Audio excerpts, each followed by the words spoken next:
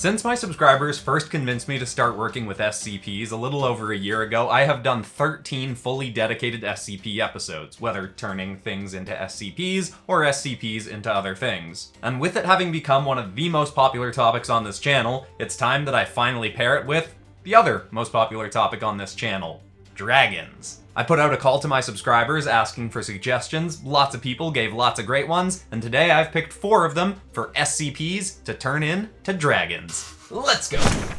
Hit like if you want, subscribe if you feel like, but either way, enjoy the show. While passing through a small village, I heard rumblings of a man who'd gone mad, thinking there was a beast hidden in every body of water, no matter how small, waiting to devour him.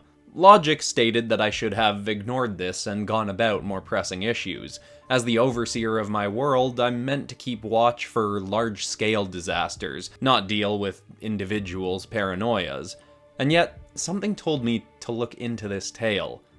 And that instinct was quickly proven justified. I found and spoke to this man who claimed in a massive storm that had passed a week prior, he'd seen a colossal dragon within the clouds, only briefly through flashes of lightning. He described it as a winged serpent with 2 rows of teeth, each longer than his own body. He claimed that figure now lurked in any water near him, waiting to swallow him whole. While the idea of a massive dragon hiding in a storm was well within the realm of possibility, I tried to show him that there was no way a creature of the scale he described could be hiding anywhere nearby. Though hesitant, he accompanied me to the small pond near the edge of his village, one so shallow I could see the bottom quite easily. I stepped in at about knee height and showed him that it was completely safe. After some convincing, he came forward and reached a foot out, but just as his toes danced across the surface of the water, just below, a portal opened. He fell back to the ground away from it, and I just stared in shock. The portal seemed to lead into more, darker water, and far beneath it I could just make out the slowly swaying silhouette of a colossal aquatic beast. Seconds later, the portal closed, and I had no idea what to tell this man. He'd been right, but how was this possible? I stayed with the man late into the evening, rifling through my own bestiary for any creature that could have caused this. It was quickly evident that I had no answers for him, but soon, someone found us who did. A knight came seeking this man I was helping, having heard the same tales of his alleged mania. The knight's name was Sir Jackson Bright, and he knew the creature this man had seen all too well, calling it the horrific Hydreigon. He claimed it was a many centuries old beast that rose from the depths of the ocean every few years when a sizable enough storm circles above its home. It follows the thick clouds for a few days before returning to the ocean, but in that time, any who lay eyes upon it while it's above the surface of water, even if only through the thick cloud of storm, become cursed to never again set foot in water, lest they fall through a portal to the depths of the ocean where slumbers the beast, waiting to feast upon them. Still baffled by the fact that this creature had existed in my world for so long and I'd heard nothing about it, I asked how he knew about it and why he sought it. He claimed it was his sworn duty to find, survey, and defeat this dragon and any others like it as a knight of the slayers of cursed predators.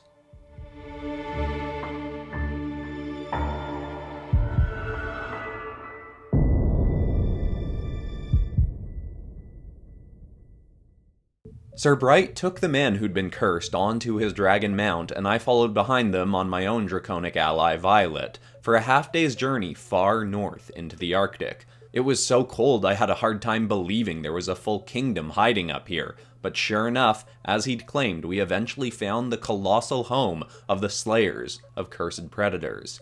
It was a walled-off kingdom reinforced by ice that not only went on above the surface for miles, but had tunnels and dungeons running on and on far beneath.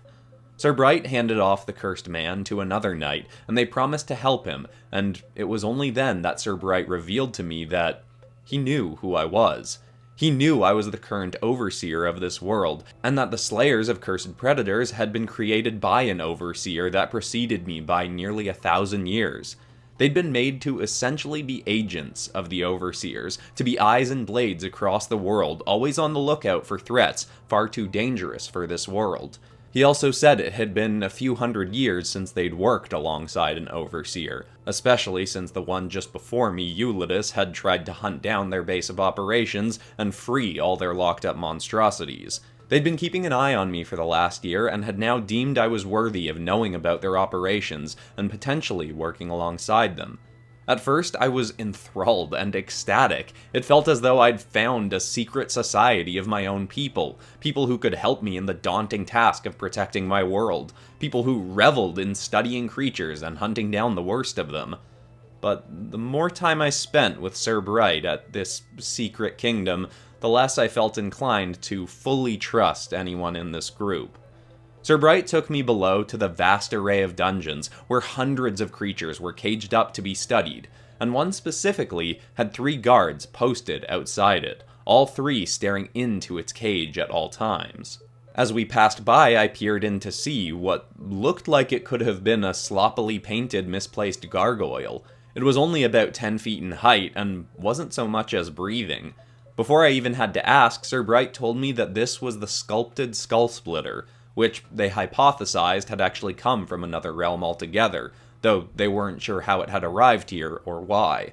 He claimed that so long as someone watched it, this creature would not move an inch.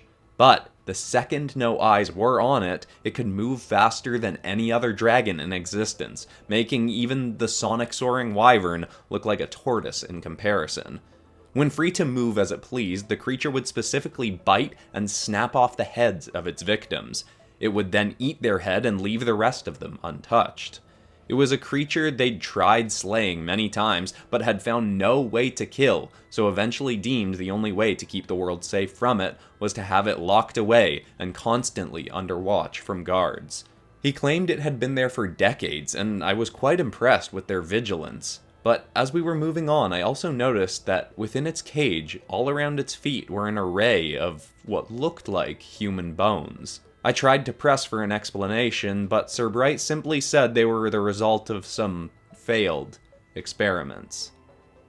Quick thank you to Aiden Cheshire for the idea to make SCP-173 a gargoyle-like dragon. That was a really great idea. And also thanks to Cat and Otter for the idea of making the SCP Foundation into a collective of knights. Anyway, here's the finished result of the sculpture dragon.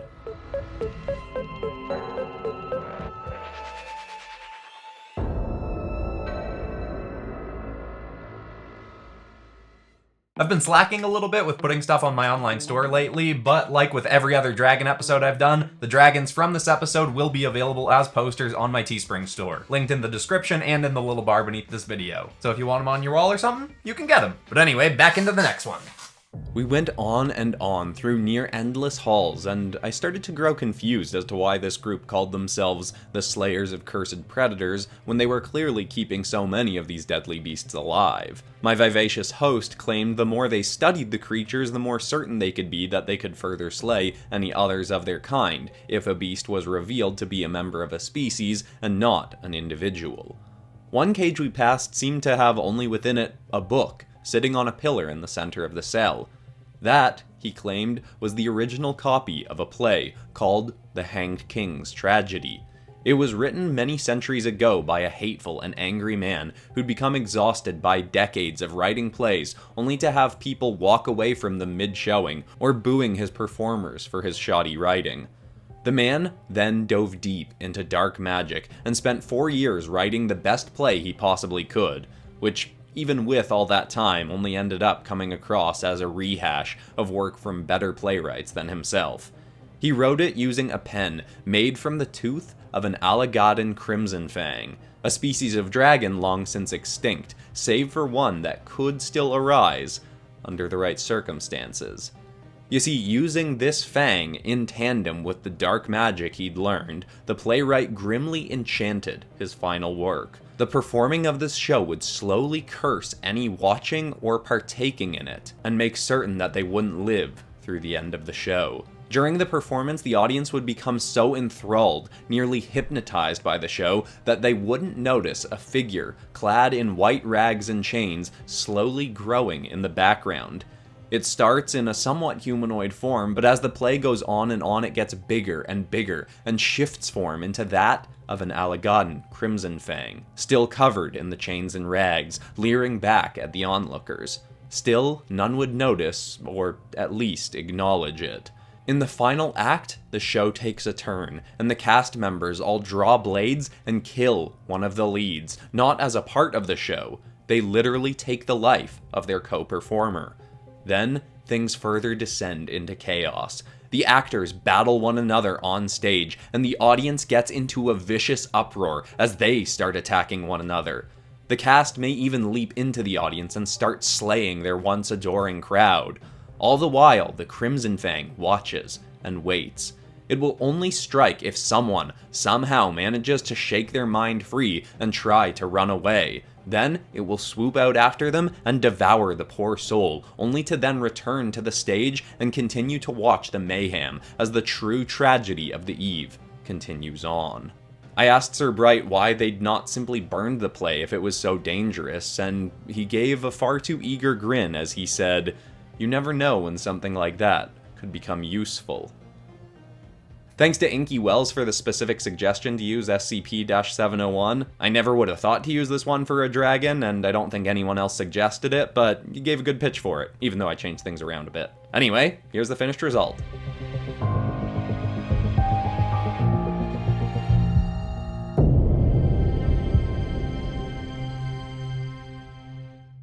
I grew far more wary of my host after seeing that more and more of the cages containing creatures had skeletons, and even some still rotting corpses within them.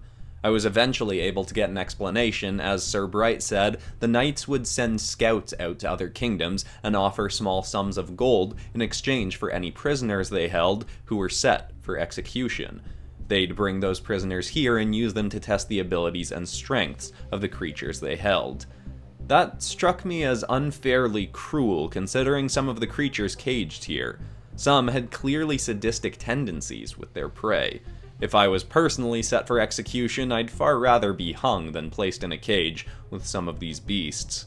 Still, the tour continued, and there were many things I had to appreciate about Sir Bright and his compatriots.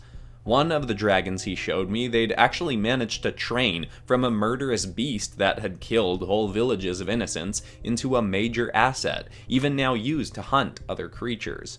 Care of this beast had been overtaken by a knight named Sir Huxtable, who believed it to be more intelligent than others in the kingdom were willing to consider. Sir Huxtable referred to this creature, once dubbed the Mauve Murder Beast, as the intangible erudite. See, this creature, when faced with a threat or predator, can make its body completely invisible and intangible, save for somehow still casting a shadow.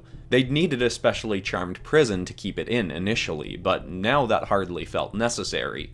See, Sir Huxtable had spent 2 years undertaking a long series of trials and lessons with this creature, training it, as one might a hound, to respond to certain commands, reinforced with rewards such as live chickens to eat. The more Sir Huxtable trained the creature, the more intelligent he found it to be, eventually even making it able to respond to questions by snapping its jaw once for yes and twice for no. He trained it to see the slayers of cursed predators as its allies, and soon enough the creature had become Sir Huxtable's mount for particularly dangerous quests. When not needed for such tasks, the creature often went out with lower-ranking knights to hunt down food to bring back for itself and other contained creatures to eat. So far as they knew, this dragon was the only one of its kind, but they took full advantage of its willingness to learn and to work alongside them, though still had contingencies in place for if the creature ever did once more turn to its initial murderous tendencies. Tales such as this gave me more hope for this group, but I still had concerns about many of their actions. I agreed to be an ally to Sir Bright and his fellow knights, but knew I'd have to learn more before deciding if they truly were to be trusted.